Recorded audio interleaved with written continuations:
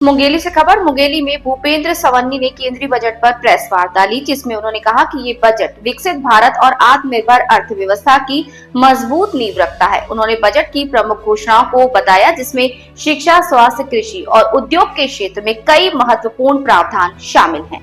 उन्होंने बजट की प्रमुख घोषणाओं को बताया, जिसमें शिक्षा, स्वास्थ्य, कृषि और उद्योग के क्षेत्र में कई महत्वपूर्ण प्रावधान शामिल हैं।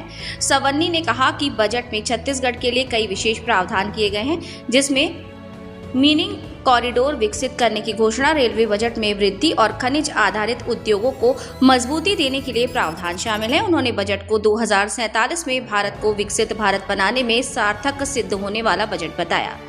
उन्होंने कहा कि बजट में महिलाओं, युवाओं और किसानों के लिए कई महत्वपूर्ण प्रावधान किए गए हैं, जो उनके जीवन में सुधार लाने में मदद करेंगे। सवन्नी ने कहा कि बजट में शिक्षा के क्षेत्र में कई महत्वपूर्ण प्रावधान किए गए हैं, जिनमें स्कूलों और कॉलेजों में एवीजीसी लैब खोलने की घोषणा और एनिमेशन, गेम और विजुअल इफेक्ट्स की ट्रेनिंग की घोषणा शामिल है। उन्होंने कहा कि बजट में स्वास्थ्य के क्षेत्र में भी कई महत्वपूर्ण प्रावधान किए गए हैं, जिसमें जिला अस्पतालों में इमरजेंसी ट्रॉमा केयर सेंटर की क्षमता बढ़ाने की घोषणा और गंभीर बीमारियों के इलाज के लिए आयात शुल्क में पूरी छूट देने की घोषणा शामिल है।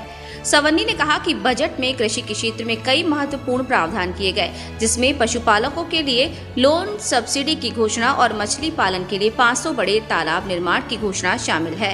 इन 24 के लिए मुंगेली से ब्यूरो प्रमुख रजनीश सिंह की रिपोर्ट।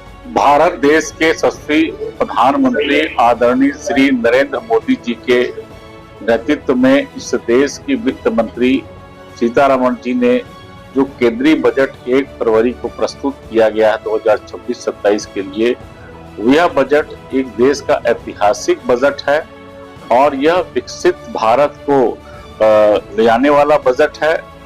किसानों को, युवाओं को, महिलाओं को यह विशेष रूप से सुविधाओं देने वाला बजट है और इस बजट में के माध्यम से निश्चित रूप से देश से एक नई ऊंचाइयां प्राप्त करेगा।